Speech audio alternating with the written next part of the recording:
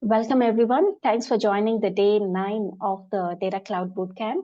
And today we have Chris to talk all about the segmentation section of the Data Cloud. So this is also a very important topic in order to implement the Data Cloud or to get ready for the certification. Segmentation is something which is very important.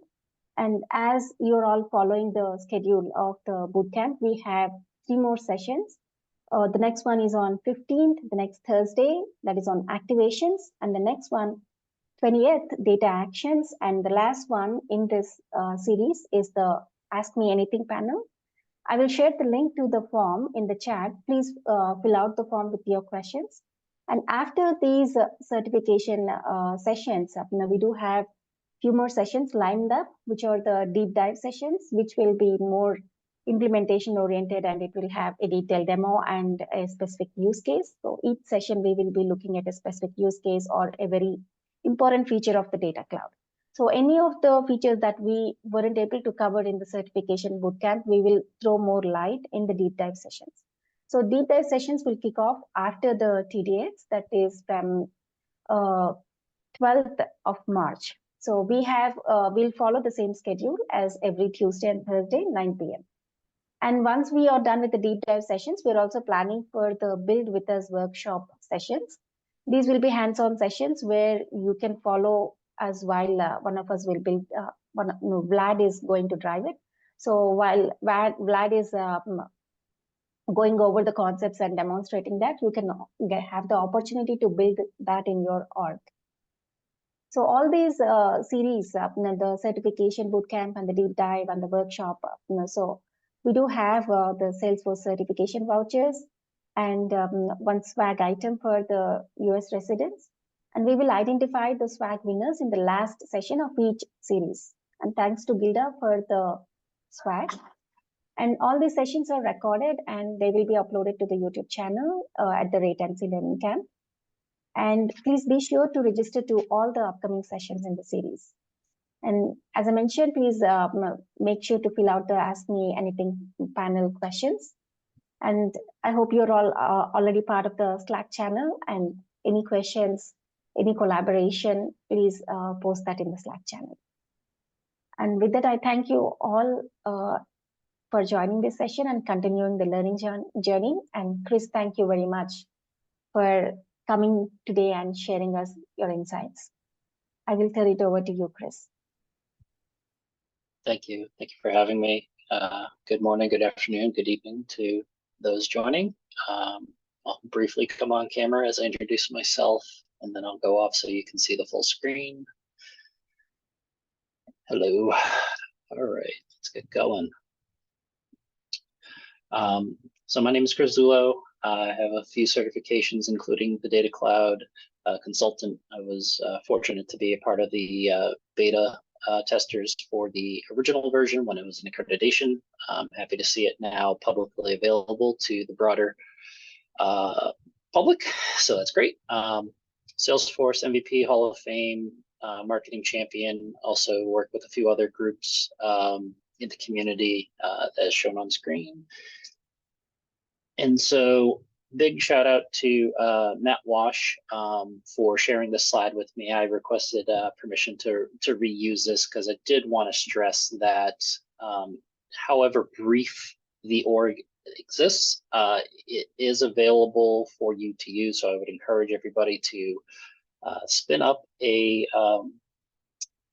dev org via Trailhead if you have a chance, get this badge. But best part about it is other features are enabled or available, including segmentation. Now, it's only a little bit of data, but it's enough for you to get a little hands-on. So whether it's for this session or other sessions, you can at least get a feel for how you might actually do this in the real world if you don't already have access to a data cloud environment. So I did want to briefly reiterate the option to get access to data cloud through the Trailhead module for creating data streams. So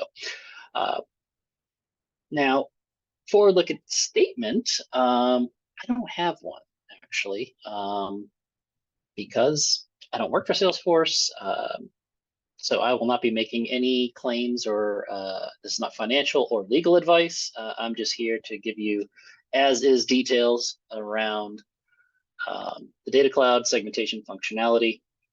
So yeah, just wanted to shout out the forward-looking statement that doesn't apply. All right, so today's focus, as I mentioned, is segmentation. So just to kind of reset the roadmap of the journey that we're on here as far as where we are. You know, segmentation is kind of far down the path. As you can see here, there's a lot of things that's already been covered.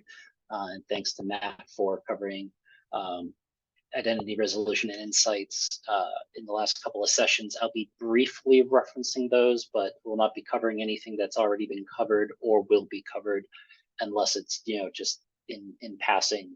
And I'll just call it out as it comes. So I do have a lot of links embedded within the slide. So if you can't get it now, when the slides are available after, these will be, there's a lot of links embedded. So just to let you know.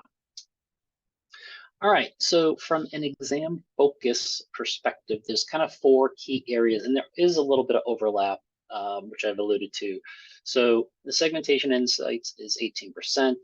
I'm focusing on segmentation. Insights was covered in the last session, so it won't really be going back through that other than making reference to how it applies to segmentation. So we're going to go through the basic concepts of excuse me, I'm going to go through the basic concepts of Data Cloud. We're going to talk about the scenarios for looking at the membership, as well as, you know, just the overall, you know, management creation of segments, and then how to differentiate between calculated and streaming insights, which again, I think a lot of that was covered with Matt. So just kind of briefly touch on that. But since it is in the overall area, just want to kind of shout that out or just kind of reiterate.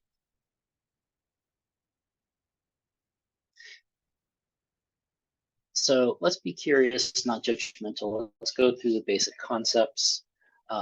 Overview of segmentation. So, excuse me 1 second here. One of my slides is missing.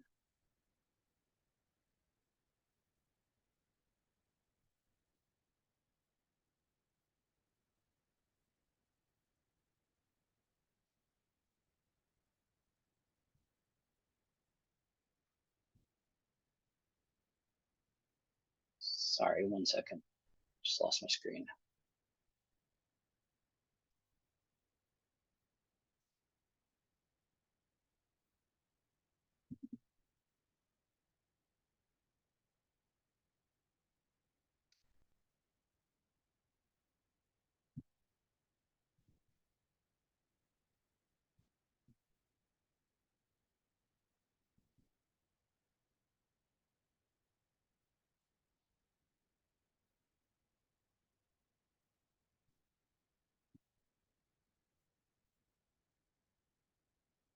Sorry about that. So overview of segmentation. We can run unlimited queries, and from there we can create various types of segments. So big thing to call out here is that there is no code required. Segmentation is, I would say, keep it simple as much as possible. You know, Data Cloud is very powerful, but when it comes to kind of breaking it down into basic versus complex, I would say basic would be, you know, within a couple of layers. If we're talking about something more complex, or, you know, a lot broader in terms of the reach and the type of data that we're pulling together, then that steers towards the calculated insights, where we're going to need a little bit more computational power, maybe a little bit more time to aggregate and build those queries, and that would you know, be a better use for calculated insights. So as much as reasonably possible, keep your segments reasonably simple in nature, and where you start seeing degradation of the performance, or just timing out or anything like that, you know, it may be better to look at doing calculated insights for your needs. These can be scheduled, and you can use some Einstein functionality. And so as I mentioned, we can use the Data Cloud trailhead. Please, if JB, if you can confirm, can you see Salesforce Data Cloud? Chris. Okay, good. Yes, I just want to make sure that I'm sharing the screen and not just the window. Okay, so I did want to pull this up. And so I created this org yesterday and knocked out the badge pretty quick. And so also, quick pause. Scott, I saw your message. The URL, it will be in the slides here in just a second, but I'm sure somebody will pop that in there for you in just a minute, but that's also included.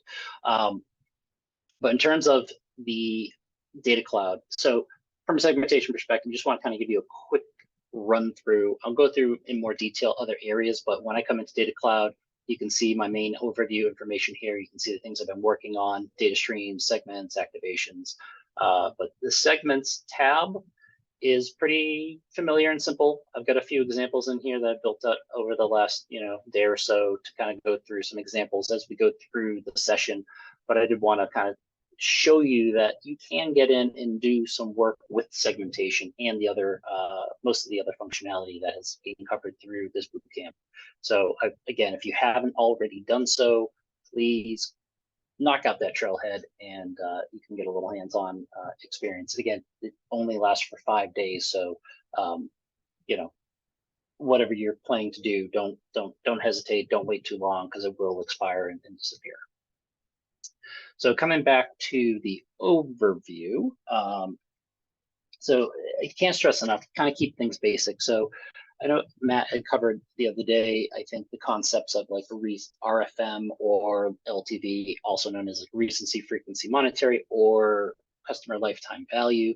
Those are more complex type segments. And so generally those would be much better off in a calculated insight. Now, you can create to a degree if your data is simple enough and you're not really going too deep or getting too getting too far from your main data set, then you might be able to do in segments. But generally speaking, that's something that I would probably lean towards calculated insight over a basic segment, since you're more than likely pulling in data from a few different sources and trying to aggregate that. And so it's just a better use of your time in the system to kind of differentiate when you should use a segment, or where you can go straight to a segment or do a calculated insight beforehand.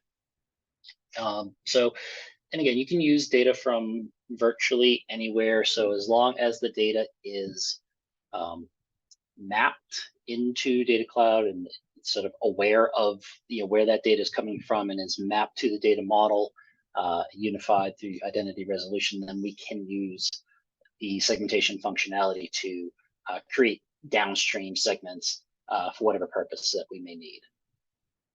And I'm pretty informal, so if you do have questions, I'm happy to address questions as we go. We don't necessarily have to wait to the end. So if something does jump up, please, either throw something in the chat and I'll try and get to it as quickly as I can, or let's have a dialogue about, what we're talking about. All right, so from a features perspective, this is kind of, the main suspects, if you will, from a feature perspective.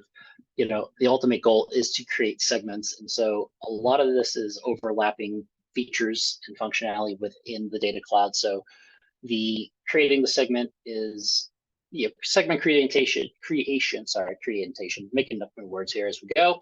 And so the segment creation is where we basically do the work, building out our criteria in Salesforce. And let me pop over to that real quick.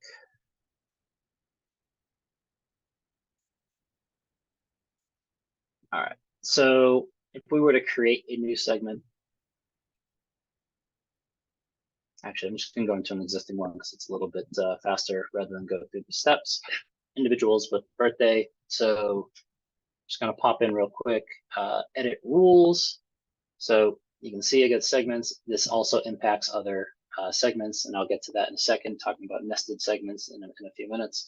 So when we're creating a segment, this is a pretty basic one. We can get more advanced, but just simply give me everybody who has a birth date. So if we're looking to do an anniversary campaign, or if we have age requirements for a service or product, then it'd be good to understand which age bracket people fall into. Now, anything with demographic information or demographic data, again, use judiciously, understand that there can be unintended biases or just unintended consequences of over relying on certain data points. And so, from a compliance perspective, or just really want to make sure that you're kind of keeping it as clean as possible and with the best interests of both the organization and those that you're trying to serve. So in this case, just give me everybody who has a birthday, want to celebrate their birthday, whether it's if it's a free coffee, if you're Gilda, she loves coffee, so hey, I want to know when her birthday is so that I can then automatically generate a coupon or a free drink for her on her birthday. So just a simple real world example how we might be able to use a segment like this. And so then some of the other things that we have here, the canvas, the interface, that is basically what this is. This is the canvas. We create our segment within the canvas. And so I'm just going to pop back and forth real quick. And if I am moving too fast, just let me know. So the attribute library, that is what we have here on the left side here. So this is my attribute library, whatever is available based on what is properly mapped. In this case, I'm only using individual, but you can see there's related attributes. If I wanted to drill into other areas, then I could. But in this case, I'm going to kind of keep it simple. But again, that is my my attribute library. And then on the right-hand side, the larger portion here, this is our rule builder. This is where we're actually creating or putting the criteria into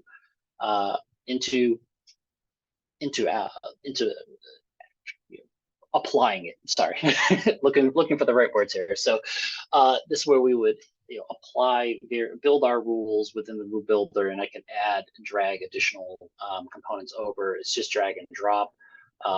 Again, this is an existing one, so just kind of want to give you sort of real world example, from a live perspective, not just a screenshot.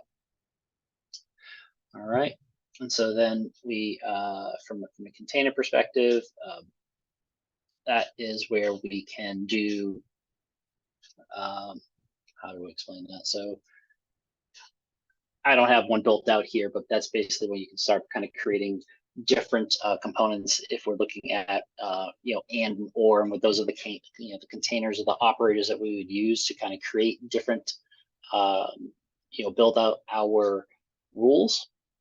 And so then from a count perspective, you can see the number up at the top here, so that the population that is in this segment. And then if we wanted to publish, I can publish now using this this feature here, on the upper right hand corner of the screen.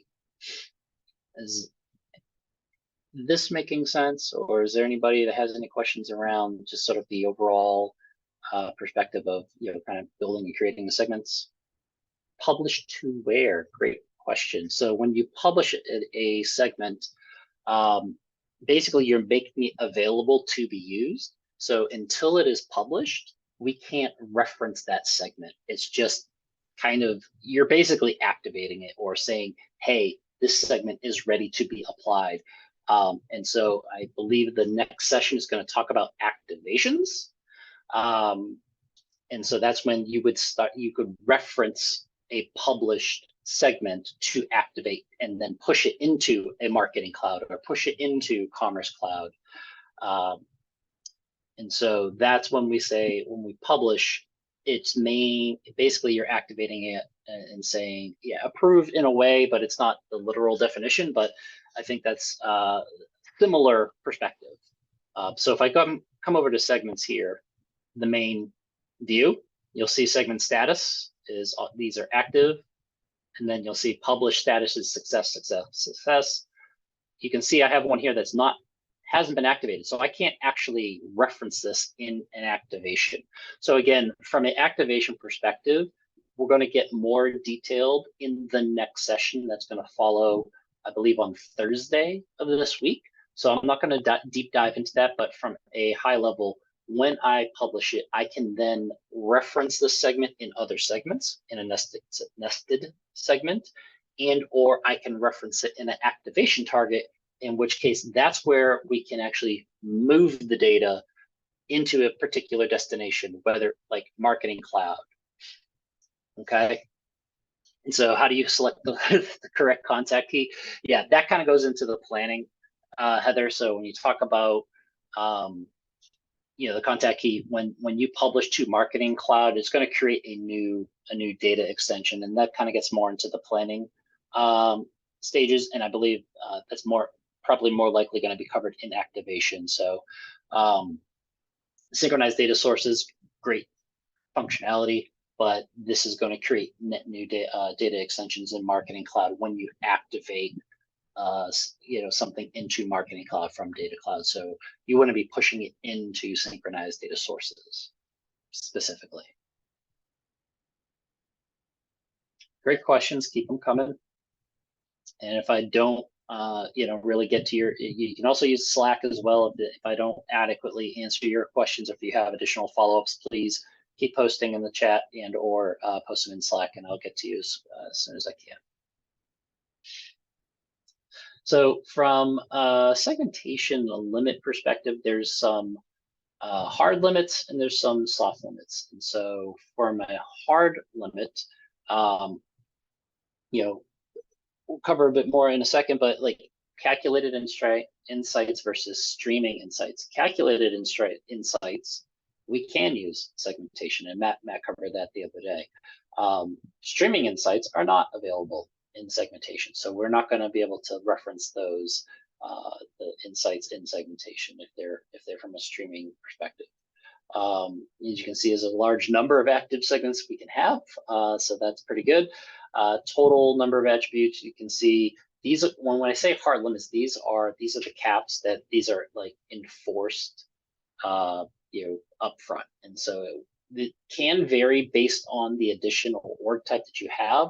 So these are just kind of the standard ones listed, and the information is available on the help site. But these are just some of the hard limits that are known. So just kind of keep that in mind as you build your segments. Just be aware of when we may need to retire or remove some older segments that are no longer valid to make way for newer, more important segments. There's also some soft limits, and since there are things that if you come in close to these or approaching these, you can have a conversation, perhaps, and perhaps get those numbers increased. But again, likely going to be tied to the addition or org type that you have. Will probably have an influence on how far you can push beyond those limits. But these are considered soft limits, not a hard cap that is just kind of cut it off right when you hit that limit. So again, just want to kind of call these out, and so you just kind of have that for reference. So identity resolution, that's already been covered, but it is sort of referenced in the documentation. So from a segmentation perspective, identity resolution has a role in segmentation, and so we can use we kind of rely on identity resolution to ensure that we have sort of a unified profile, limited, don't have duplicates and whatnot. And so we can also use multiple rule sets to kind of A/B test and evaluate different populations. And again, once we have those rule sets, we can then use some of the other features and functionality, like create some segments on those. And if it turns out that they're not the right data set that we need, or we're not getting the results we're looking for, we can can get rid of that. But again, identity resolution has a very important role to play prior to even getting to segmentation. So I just wanted to call that out as we move through the segmentation session here.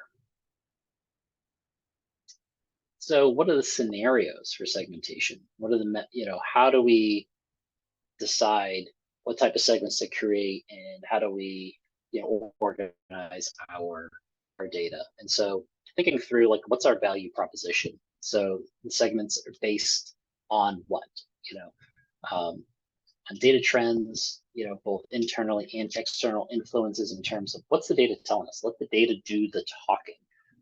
Improving personalization, whether it's being more accurate in the data that we're using for personalization, timeliness in terms of getting them at the right time. Is it something where they have so milestones, anniversaries, end of service, or maybe they're going to a concert or a show, whatever that may be, getting them at the right time. And then there's the relevance, which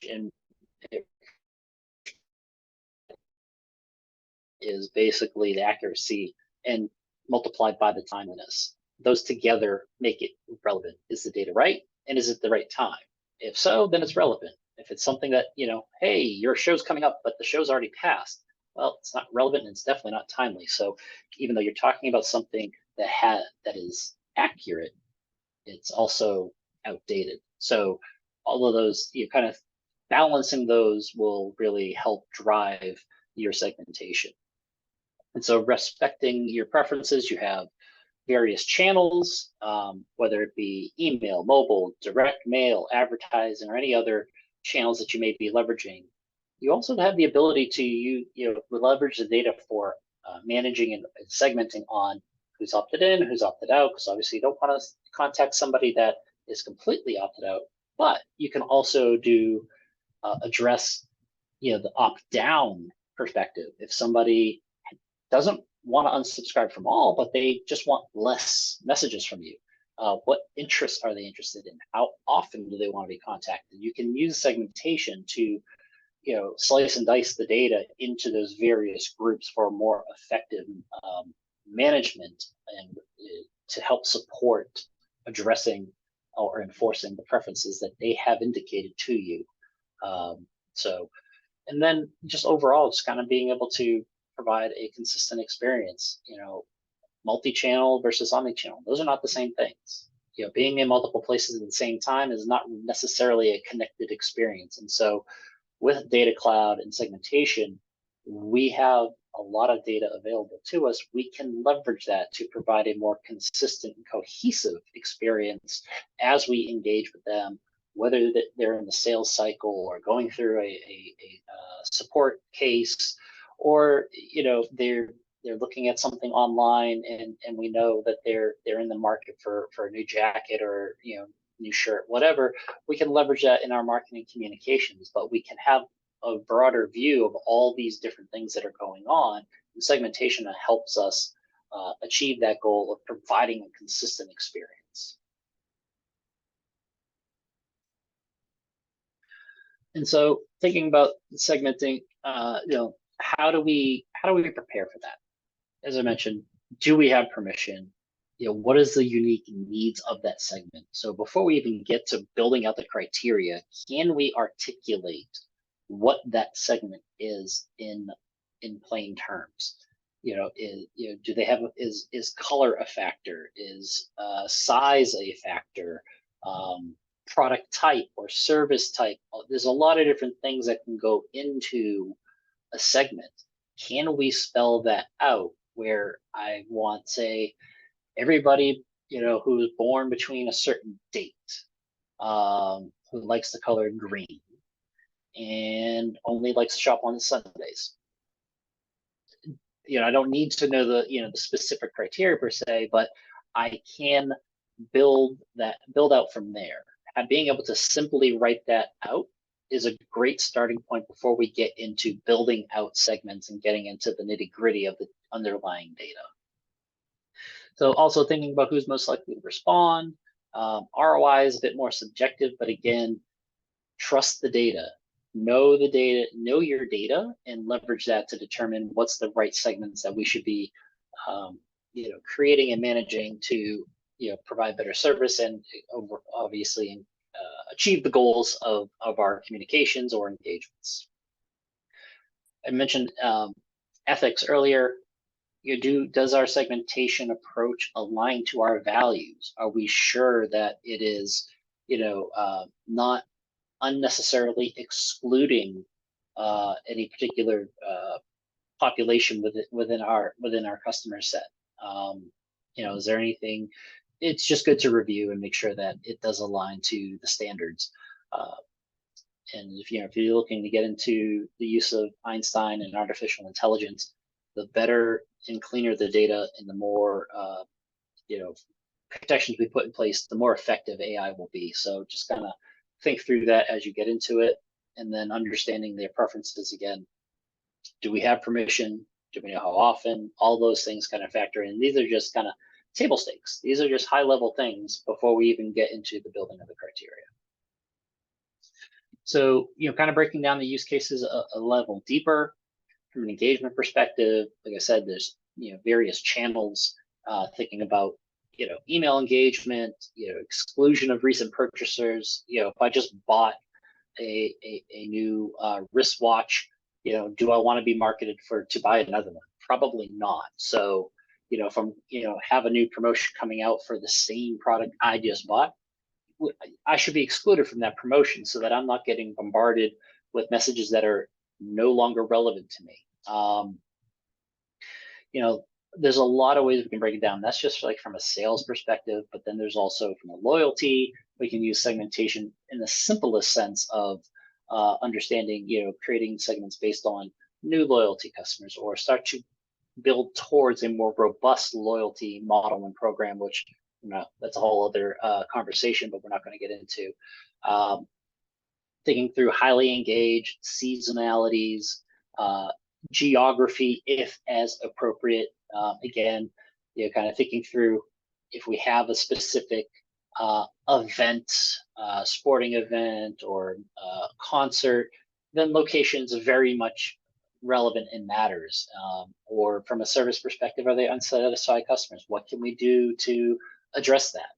Are folks in a ongoing support case? Can we win people back that have lapsed? And so there's all those things that kind of factor in from an engagement perspective, from a loyalty perspective, sales, service, and this is just scratching the surface.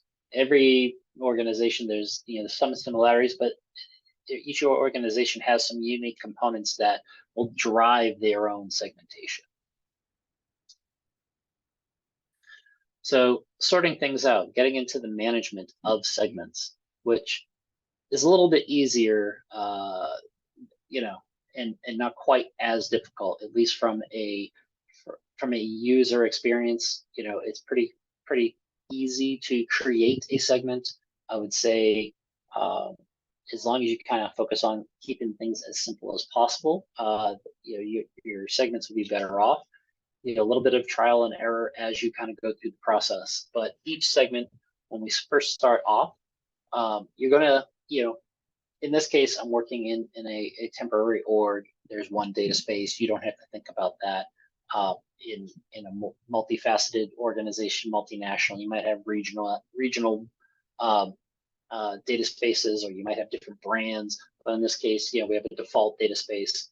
Give it a name, segment on. So I'm doing that on individual, on lead, contact, or any other mapped data points. And then if I need to, I would encourage you to leverage the description. I'm a big fan of using that in most cases.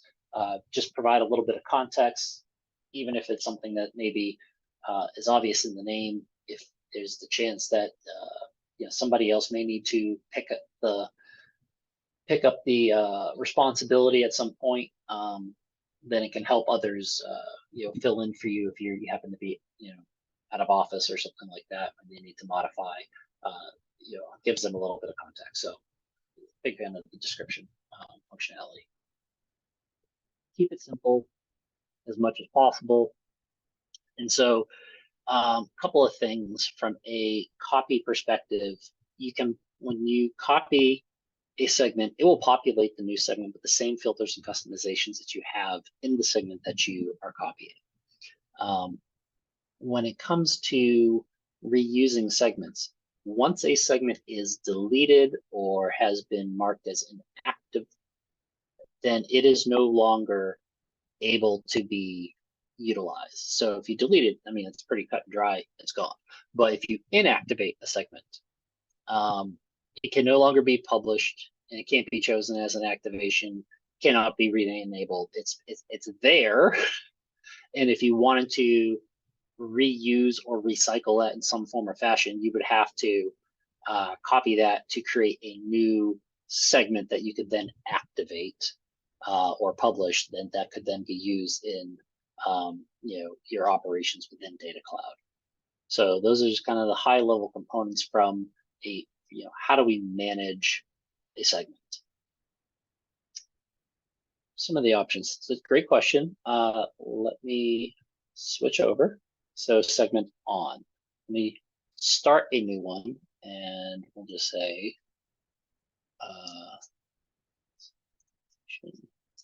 demo segment on, and then you'll see, again, this is a temporary org. There would potentially be more options in a full org, but you have account contact, individual, lead with industry, which actually was something I had created. And so once you activate and leverage segments, you can potentially have that as something that you can pick from. So yes, the DMO, yes, to clarify, yeah, segment on, it is the DMO data model object. So yes, that is the segment on feature that you're looking here. So great question, George. Okay.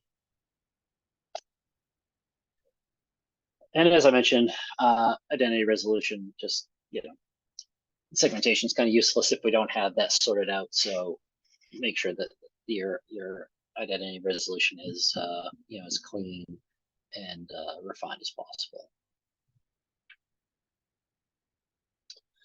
Segment exclusions, not a lot to go over here other than it's basically the same as an include. You have the same ability to build criteria, and you would use that to exclude a portion of your population. So if I were doing a segment on particular region, I could create a suppression criteria essentially to reinforce the fact I don't want anybody outside that region. And in this case, using country to say, hey, you know what, I don't want anybody from that group to fall into the segment, and so that would help apply your filter. But you could also use other features and other data sets.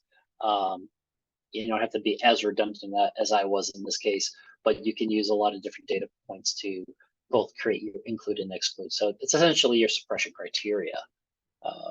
And it's in the same location as include, so you don't have to go far to figure it out. So the nested segments, and so I'll hop back over in just a second, but as I was mentioning earlier, from a birthday perspective, so from what we can do is work smarter, not harder. And so if we say, all right, I got all these birth dates, I have my population that's already refined, I know this group has a birth date, and then we're going to do some type of promotion for folks that are born between January 1st of 1980 and December 31st of 1989. That is a way to then say, okay, give me everybody with a birthday as part of my include, and that's the segment. The whole segment is right off the bat. That's included in this new segment. And then from there, I can layer in additional components like give me birth dates between a certain range, because like I said, we're doing a specific promotion for 80s babies, and so I'm going to open that up in this org. And so if I go to this is my 80s babies segment. I'm going to edit the rules. So this is my nested segment here. So I'm referencing a segment that was built and published. If it wasn't published, I wouldn't be able to reference it. So, again, this is another example or use case where the segment must be published for it to actually be used in other areas of Data Cloud. Before it can be pushed to another data source, it has to be published, which is basically saying it's active or that it's basically ready to be applied in our data architecture in a meaningful way. Otherwise, it's just kind of sitting there and kind of waiting to be acted upon. So hopefully this is making sense. But it's pretty neat that we can do that. And now that I do have this up here, now we have our container. So I do have a working model of the container. So just kind of tie that all back together.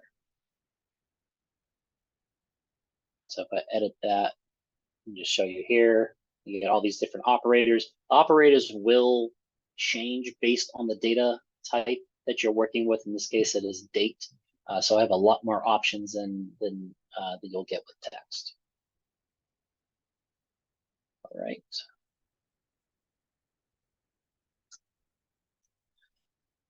So troubleshooting. Again, this is just a list of things that you may encounter as you create your segments. And so there's quite a long list here. There for a full list, the troubleshoot segment errors help page is quite helpful. Let me just see if I can copy that, put it up. So this would be a good one to reference when you actually are building and may come into an issue.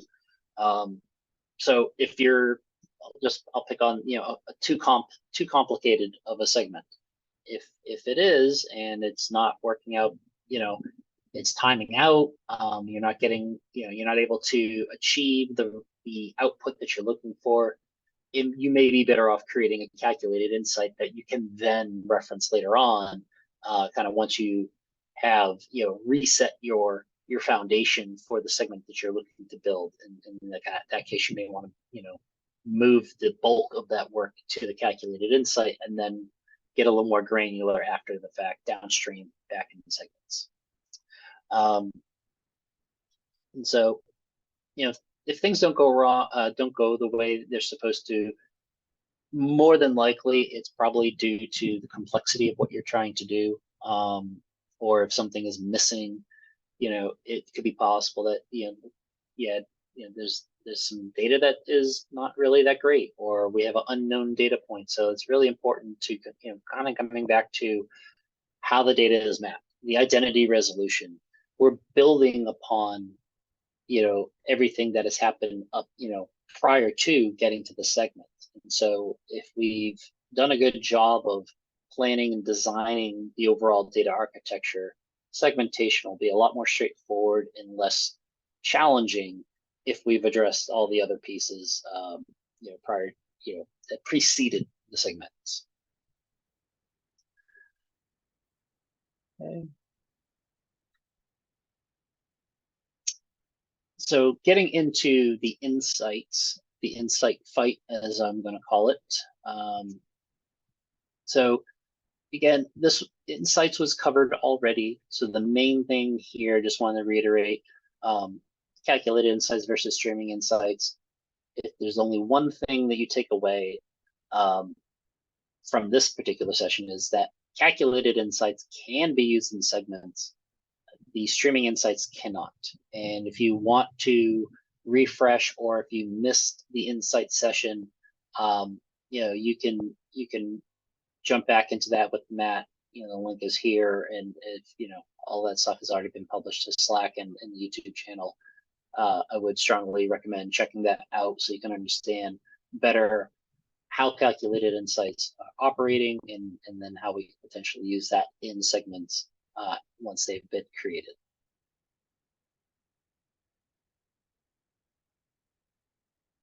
So getting close to the end in terms from a segment perspective, I do have questions here, and so if you would care to take a stab, you can put your answers in the chat, which attributes in the attribute library have a one-to-many relationship with the segment target? There is one correct answer on this question. If anyone takes a stab at that.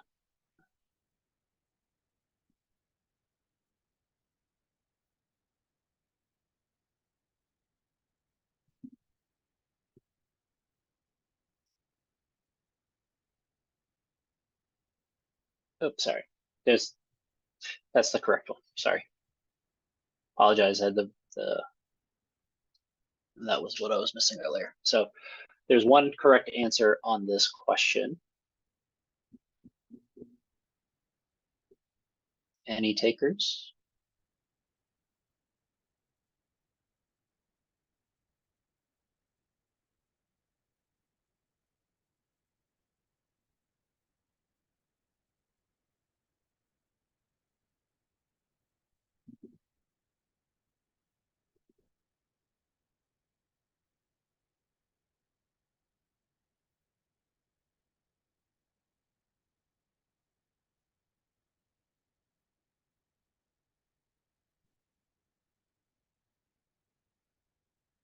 Okay. I think with the balance is tipped, yes. Those who chose related attributes, that is the correct answer to this question. One-to-many relationship with the segment target is related attributes. All right, I think I have maybe one more. Maybe. So this one, there are two correct answers. I did not call this out specifically, but I believe this is something that has probably been touched upon. Set it and forget it. There are two ongoing campaigns. What are the two publish schedule options? I should have probably pulled that up, but it looks like y'all are on top of it. 12 and 24 is correct.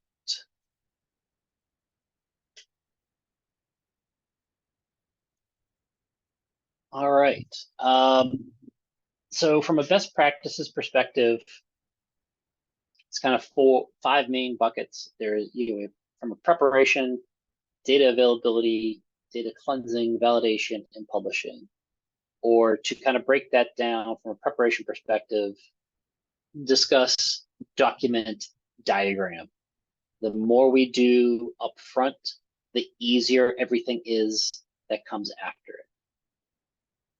From a data availability perspective, just meaning the data is available and it's organized. If the data has not been ingested and mapped, harmonized, unified, and reconciled, then not a lot we can do with that.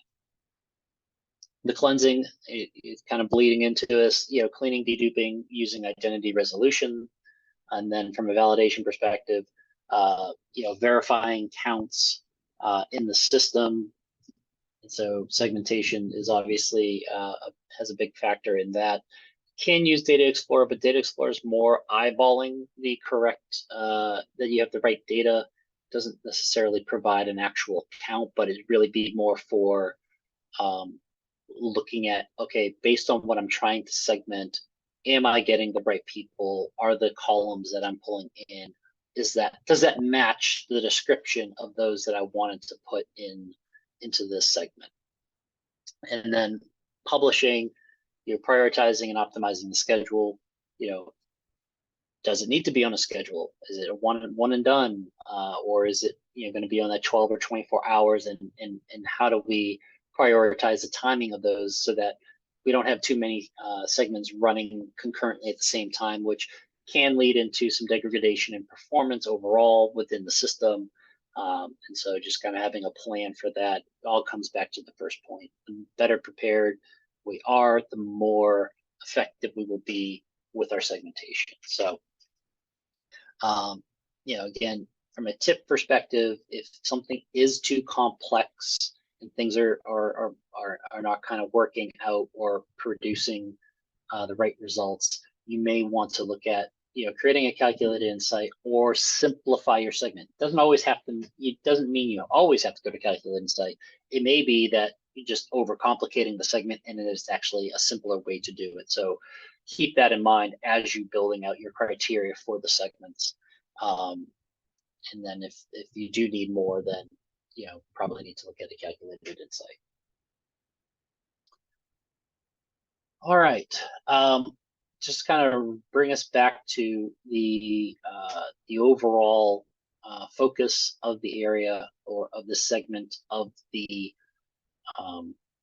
exam, pun intended. We've covered the basic concepts of segmentation, analyzing segment membership. How do we configure, refine, and maintain segments? Creating one's pretty easy. We can edit the rules for sure. But also keep in mind, once you have published something, if you are referencing that segment in other segments, just know that if you're making a change to that, that could impact other segments if they're relying on that count. So just make sure you understand the big picture of where your dependencies are within the segments that you've already built, and then just simply knowing the difference between calculated and streaming insights. Again, Matt covered that quite thoroughly the other day. Calculated is just more for that batch, more complex type of segmentation, where streaming is more near real time, kind of in the moment, if you will. And so just knowing the difference, and calculated can be used in segmentation, streaming cannot be used in segmentation. So some resources. One that I'm really going to really emphasize here is Data Cloud Decoded is a video series that's on YouTube, primarily by a lot of the posts are by Danielle Laguirre, and then there's a number of other contributors that focus on that. There's like 9 or so. That's a link to the playlist there. Obviously, Gilda, is always taking care of us, making sure we got references, and she's got a whole plethora in her data right up on LinkedIn. Link to the session slides that's on Drive, and then if you're not already in the Slack, please jump in and connect with others in the Learning Camp Slack, especially around Data Cloud. And then all of these links on the left-hand side are specific to segmentation. And so just kind of highlighting the things that we were doing, that we covered earlier throughout this session. Some additional resources, kind of breaking down what the Data Cloud actually is. It does, for all intents and purposes, fall into the CDP market. It is a CDP, and more they're evolving that market, but kind of gives you the high level background around Data Cloud, and then a few trailheads. If you really like diagrams, Salesforce Architects, if you haven't seen these before, these are pretty awesome if you want to see the high level data architecture on how to build, or how Data Cloud sort of interacts with other features and clouds within the Salesforce universe, as well as some external data sources. These are excellent reference materials. Oh, sorry. Nope, jumping around here. Mouse went a little crazy. And then various help pages that, a lot of these are sprinkled throughout the session, but these are, official, this is all sort of official linkage. The Data Cloud Developer Center, another great resource. Post that one in the Slack, in the chat here. This is another really solid resource, especially if you're kind of getting into more developer-like scenarios and use cases. I would bookmark that. It's a great resource to have. And so then implementation guides as well. So if you're kind of looking for the building blocks, various components, the implementation guides is a few different kinds that will give you the insight as you kind of build the overall Data Cloud platform out, not just segmentation. So these are the more overarching Data Cloud resources on this page.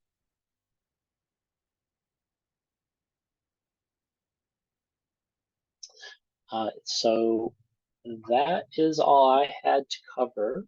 If there are any questions, we can open up for Q&A. I'm happy to do so if you have anything that we haven't covered already.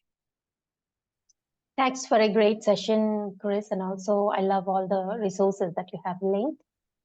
So we'll be sharing the slide deck soon. Everyone, please follow all the resources.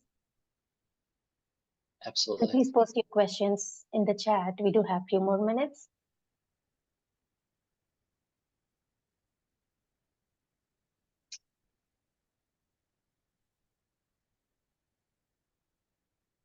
Yeah, so segment membership, yes. Let's see if I can pull that back up.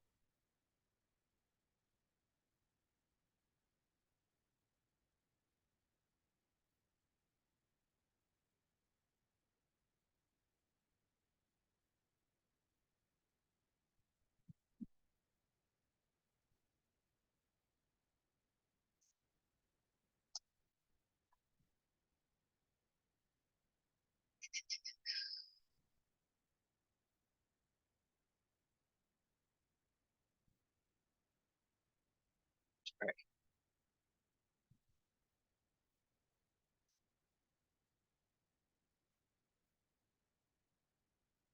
All right, so the segment membership, let me just pop over.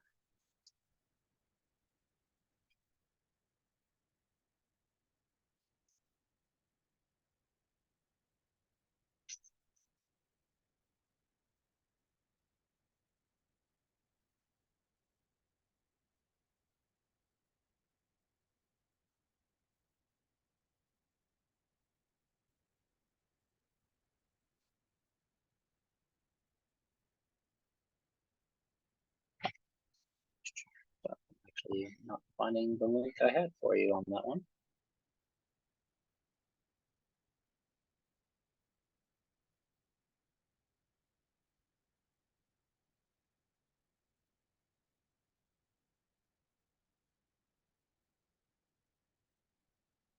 George, I'll have to get back to you on that one. I've lost my place on the segment membership. I did have a bullet on that, but I do not see it at the moment. So let me look up for that, and I'll try and get to you before the end of this session, or I'll find you on the Slack channel.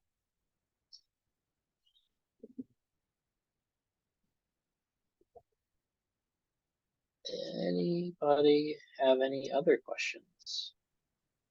I don't see any other questions, Chris, and thank you for answering all the questions as you are talking about the specific concept. That is also helpful. Yep, absolutely. Oh, and I did find the segment membership, so let me address that. So there's kind of three components that go to breaking down the segment membership. So, looking at the specific, to verify your segment membership, you can look at the DMO that you're segmenting on. So let me resume the share. And so one of the recommendations, and I touched upon this from a data explorer perspective, look at the data model object, and come into individual. And so if I wanted to verify somebody existed, so in this case, I would, and oftentimes I'll start with the data explorer. And so in this case, I see birth date. Just going to kind of reuse that one from earlier. I'm going to add the filter and say, I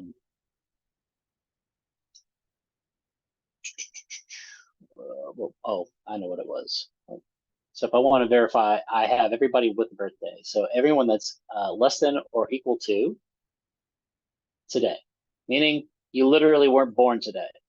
So if I apply that, this will refresh, and then this will show me everybody that's here. Now, obviously, if it's a bigger data set, it's going to be a little bit more challenging to verify the counts, but I should be able to easily see whether or not I have data with the birth date and whether or not I have those without. So that's one example using the Data Explorer.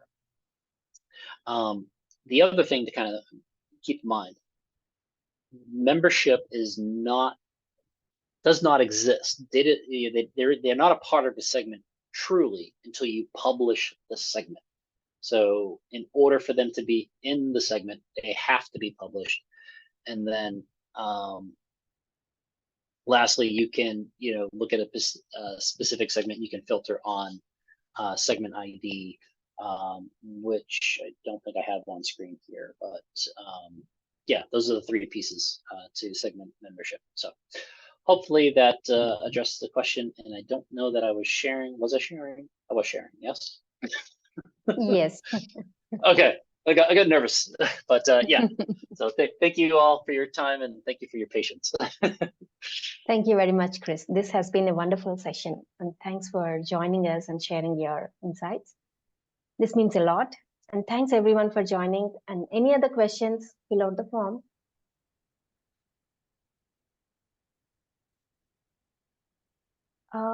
I'm reading something in the chat, Chris, but I don't think it's a question. Do not have access to create data streams. Okay. Maybe that's related. Yeah. I'm not sure Yeah, about the that. loyalty management. I would say the loyalty. If you're looking at the Nalini's post about loyalty management trial, that's Yeah. probably not going to have all the things you need. If you wanted to see more of the data cloud functionality, you would want to go through the very new Trailhead that would actually give you a 5-day access to data cloud. That makes sense, Chris. Thanks again, everyone. We'll see you next Thursday, same time. Take care. Bye. Take care.